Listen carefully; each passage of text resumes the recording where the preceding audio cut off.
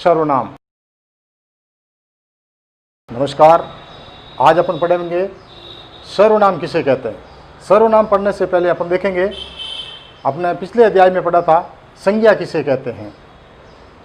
किसी व्यक्ति, वस्तु, भाव या स्थान के नाम को हम संज्ञा कहते हैं।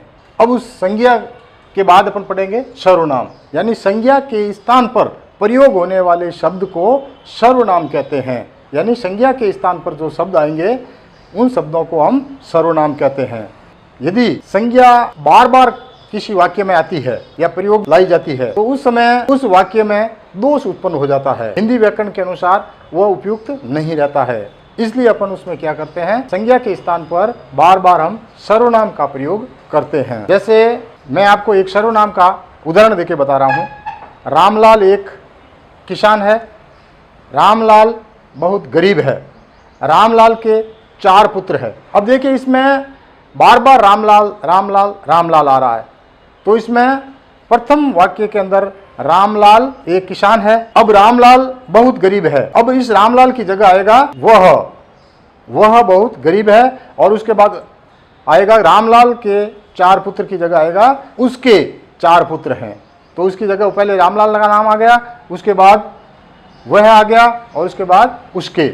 इस प्रकार हम संज्ञा के शब्दों की जगह सर्वनाम का प्रयोग किया जाता है, तब वो वाक्य हमारा उपयुक्त होता है और शुद्ध हो जाता है।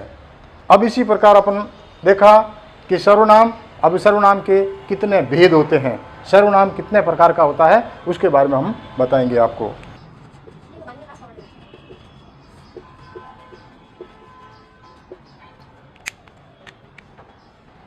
पहला है पुरुषवाचक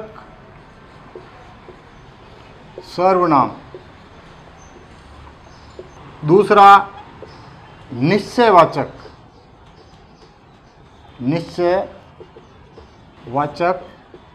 सर्वनाम। तीसरा हो जाएगा अनिश्चयवाचक सर्वनाम। उसके बाद चौथा आ जाएगा संबंधवाचक सर्वनाम। पांचवा आ जाएगा प्रश्नवाचक सर्वनाम, और छठा आ जाएगा निजवाचक सर्वनाम।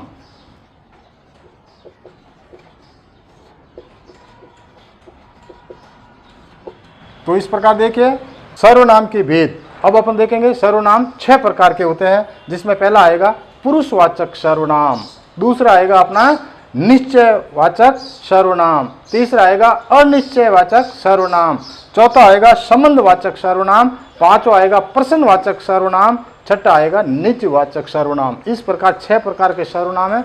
मैं इसके उदाहरण सहित आपको एक बार दिखाता हूँ। सर्वप्रथम लेंगे अपन पुरुषवाचक सर्वनाम। पुरुषवाचक सर्वनाम किसे कहते हैं?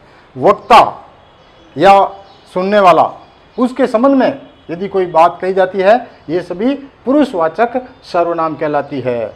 जैसे आपको उदाहरण देता हूँ, इसके सर्वनाम कौन कौन से होंगे? मैं, आप, तुम, तुम्हें हैं आदि।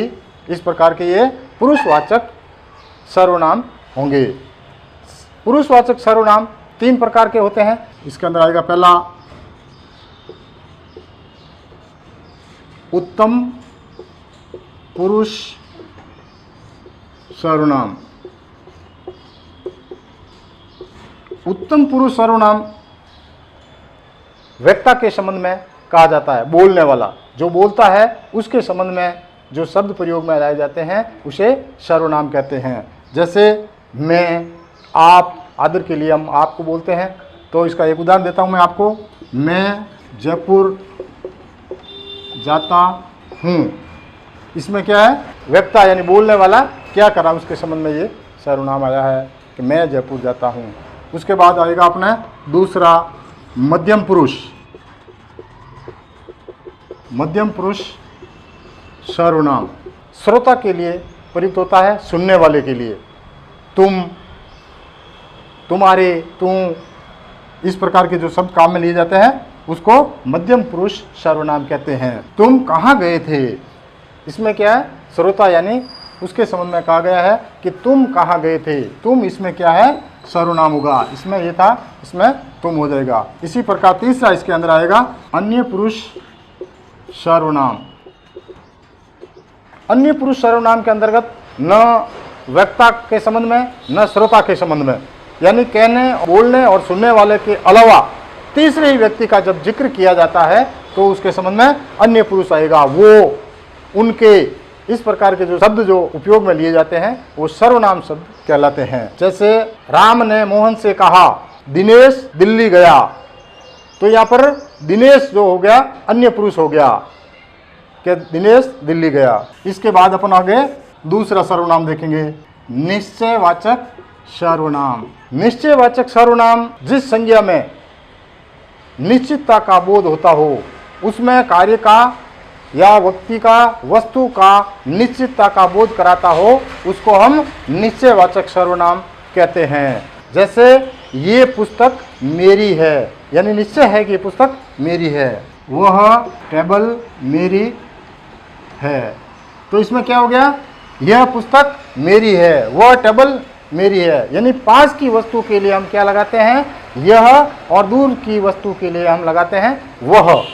इस प्रकार ये निश्चयवाचक सर्वनाम कहलाता है। इसके बाद अपन लेंगे तीसरा होगा अनिश्चयवाचक सर्वनाम। इसके अंतर्गत जिन शब्दों में निश्चितता का बोध नहीं होता हो उसको हम अनिश्चयवाचक सर्वनाम कहते हैं। जैसे इनके बैग में कितनी पुस्तकें हैं, इसमें कितनी पुस्तकें हैं, इसे पता नहीं चल पा रहा है कि उसके बैग में कितनी पुस्तकें हैं। कक्षा में कितने छात्र हैं, यहाँ पर भी पता नहीं चल पा रहा है कि कक्षा में कितने छात्र हैं। यानी इसमें अनिश्चितता का बोध हो रहा हो, जिन शब्दों में अनिश्चितता का बोध होता हो, जिसे हम अनिश्चयवाचक सर्वनाम कहलाता है। आगे लेंगे अपन चौथा, संबंध वाचक सर्वनाम। संबंधवाचक सर्वनाम के अंतर्गत हम देखते हैं किसी दो शब्दों के बीच में परस्पर जो संबंध होता है वह संबंधवाचक सर्वनाम कहलाता है। दो प्रकार के मैं आपको यहाँ उदाहरण देता हूँ। जैसे जैसी करनी वैसी भरनी, जैसा करोगे वैसा भरोगे, जिसकी लाठी उसकी भैंस। अब देखिए यहाँ पर जैसी, वैसी, जैसा, वैसा, जिसकी, उसकी, इस प्रकार के जब शब्द आते हैं और आपस में इन शब्दों को संबंध स्थापित होता है उसे हम संबंधवाचक सर्वनाम कहलाते हैं। प्रश्नवाचक सर्वनाम, जिस सर्वनाम में प्रश्न का बोध होता हो उसे प्रश्नवाचक सर्वनाम कहते हैं। इसके अंतर्गत अपन देखेंगे कौन, क्या, कब, इस प्रकार के जो शब्द आते हैं वे प्रश्नवाचक शब्द कहलाते हैं। जैसे मैं आपको उदाहरण देता हूँ, बाहर कौन खड़ा है, प्रश्नवाचक चिन्ह लगेगा, पता नहीं चल पा रहा बाहर कौन खड़ा है। दूसरा देखेंगे, तुम कहाँ रहते हो, प्रश्नवाचक हो गया। इन दोनों में प्रश्नवाचक चिन्ह लगा हुआ है। जैसे बाहर कौन खड़ा है, पता नहीं चल पा रहा कौन खड़ा है, तो अपन वो एक प्रश्न हो गया है। फिर तुम कहाँ रहते हो, पता नहीं है कौन से स्थान पे रहते हो, इसलिए यहाँ पर भी प्रश्नवाचक चिन्ह लग गया। तो इसे हम प्रश्नवाचक सर्वनाम कहते हैं। इसके बाद आएगा अपना छठा 6 निजवाचक सर्वनाम। इस सर्वनाम के अंतर्गत वक्ता स्वयं के निजता का बोध होता हो उसे हम निजवाचक सर्वनाम कहते हैं। इसके अंतर्गत जैसे मैं, खुद, समय, इस प्रकार के शब्दों का जब प्रयोग होता है तो निजवाचक सर्वनाम कहलाते हैं। जैसे उदाहरण देता हूं मैं आपको, मैं घर का काम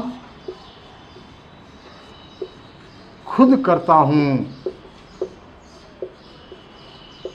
मैं घर का काम खुद करता हूं। इसमें क्या है, समय का, खुद का बोध हो रहा है। मैं गृह कार्य स्वयं करता हूं। इसमें भी देखिए आप, समय इसमें क्या आया? खुद, इसमें आया समय, यानी खुद के, निजी के शब्दों का जिसमें बोध हो रहा हो उसको हम निजवाचक सर्वनाम कहते हैं। इस प्रकार आपने देखे सर्वनाम किसे कहते हैं? जो संज्ञा के स्थान पर प्रयोग में लाए गए शब्द को हम सर्वनाम कहते हैं। फिर सर्वनाम के बाद में सर्वनाम के भेद देखे थे। सर्वनाम के 6 प्रकार के भेद होते थे, जिसमें पहला था पुरुषवाचक सर्वनाम, दूसरा था निश्चयवाचक सर्वनाम, तीसरा पढ़ा था आपने अनिश्चयवाचक सर्वनाम, चौथा पढ़ा था आपने संबंधवाचक सर्वनाम, पांचवा पढ़ा था आपने प्रश्नवाचक सर्वनाम और छठा पढ़ा था आपने निजवाचक सर्वनाम। इस प्रकार के 6 प्रकार के भेद थे। उदाहरण सहित मैंने आपको आज पढ़ाया। अब आगे अगली क्लास में हम अगला टॉपिक लेंगे। धन्यवाद।